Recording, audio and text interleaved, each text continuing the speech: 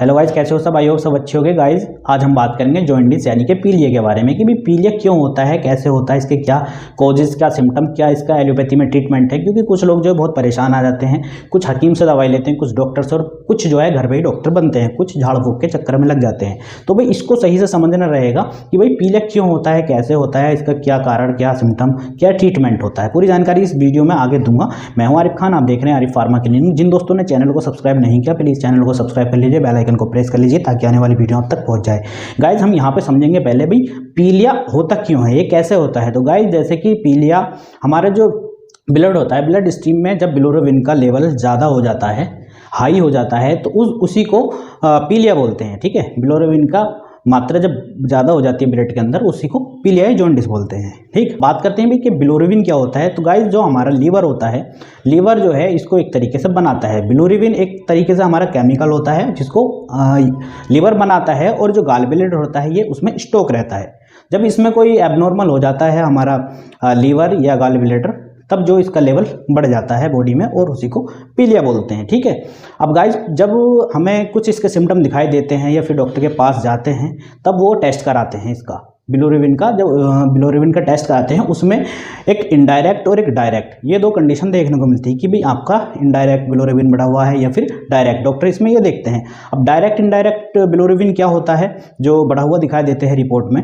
तो गाइज जब जैसे कि मैंने आपको बताया, जो हमारा लीवर होता है वो इसको बनाता है और स्टॉक करता है हमारा गाल ब्लैडर बिलोरुबिन को। जब वहाँ पे कोई उनका फंक्शन ठीक से काम नहीं करता है, एबनॉर्मल हो जाता है, किसी टाइप से जो है वहाँ पे कोई दिक्कत आ जाती है गाल ब्लैडर में, इस लोकेशन पे, तो वहाँ पे बिलोरुबिन ज़्यादा बनने लगता है। ठीक, अब इनडायरेक्ट बिलोरुबिन क्या होता है, क्योंकि ज़्यादा जो पीलिया देखने को मिलता है वो इनडायरेक्ट बिलोरुबिन की वजह से मिलता है। तो इनडायरेक्ट बिलोरुबिन क्या होता है, जब हमारा लीवर भी ठीक है, गाल ब्लैडर भी ठीक है, वो उसके सब फंक्शन अच्छे से काम कर रहे हैं, ठीक है, और बिलोरुबिन वहाँ से तो मतलब सब कुछ ठीक है, तो फिर क्या होता है, जो हमारी आरबीसी होती है, रेड ब्लड सेल्स, वो टूट जाती है, वहाँ पे उनका जो फंक्शन है अच्छे से काम नहीं करता है, हीमोलाइटिक एनीमिया हो जाता है। हीमोलाइटिक एनीमिया मतलब कि जब आरबीसी का काम क्या होता है, पहले ये समझिए, आरबीसी का काम होता है हमारे खून को रेड करना, लाल करना। जब आरबीसी अच्छे से काम नहीं करती, टूट जाती हैं, उनका फंक्शन अच्छे से काम नहीं करता है, वो जब काम नहीं करेंगे तो बिलोरुबिन वहाँ पे बढ़ जाता है। ठीक है,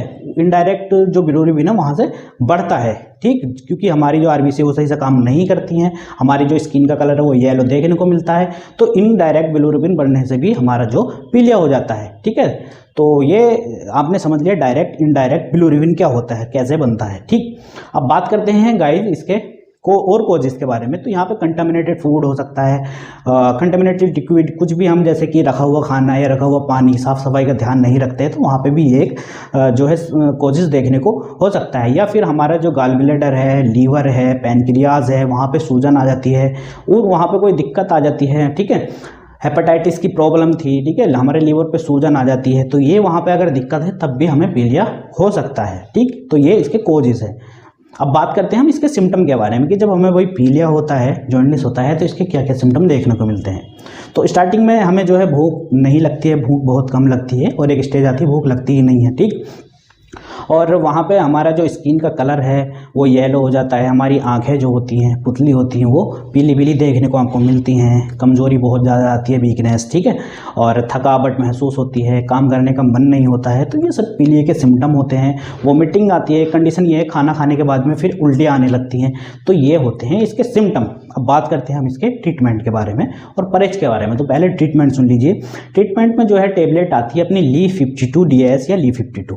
तो वहाँ पे कंडीशन देखनी रहेगी कि उसका बिलोरुबिन कितना बढ़ा हुआ है, कितना नहीं, और डायरेक्ट इनडायरेक्ट जो भी। ठीक है, तो वहाँ पे Li52 DS टेबलेट आके उसको 3 टाइम आप दे सकते हैं, TDS, या फिर हेपामस टेबलेट आती है जिसके अंदर एलोरेथाइन और एलेस्प्रिटेट होता है। तो वो कंडीशन देख के वहाँ पे आपको दोनों में से एक सेलेक्ट करना रहता है। और टेबलेट मेट्रोजिल आती है, मेट्रोजिल आप वहाँ पे 400 mg में सुबह शाम दे सकते हैं। कई बार जो है बहुत ज़्यादा वोमिटिंग हो रही है तो टेबलेट आप वहाँ पे वोमिकाइंड, जिसमें ऑर्निस्ट्रोन होता है, वो आप दे सकते हैं कोई भी।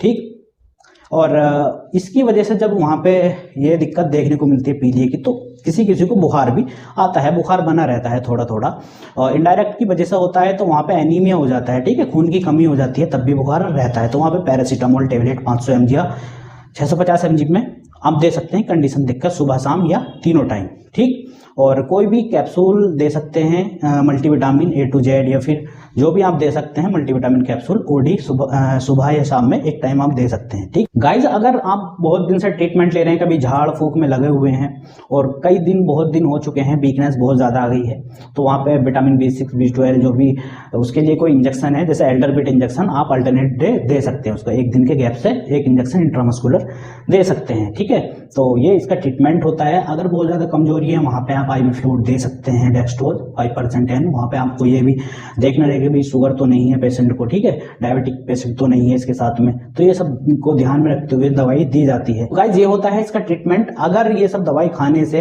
या फिर ऑलरेडी मतलब कि वहाँ पे एसिडिटी की प्रॉब्लम हो रही है या जलन है सीने पे, तो वहाँ पे आप जो है PEN-DSR कैप्सूल लगा सकते हैं सुबह शाम, या एक टाइम खाना खाने से पहले आधा घंटा। तो ये इसका पूरा ट्रीटमेंट था। बताने से फिर भी कुछ रह गया कमेंट करके पूछ सकते हैं, या फिर मुझे इंस्टाग्राम और फेसबुक पे फॉलो कर लेना। पेज का लिंक जो है डिस्क्रिप्शन में है, वहाँ पे मुझे फॉलो कर लेना। वहाँ पे भी अच्छी पोस्ट करते रहता हूँ, या मुझसे बात करना चाहते हो वहाँ पे मुझे आप DM कर देना। तो मिलते हैं नेक्स्ट वीडियो में। Thanks for watching.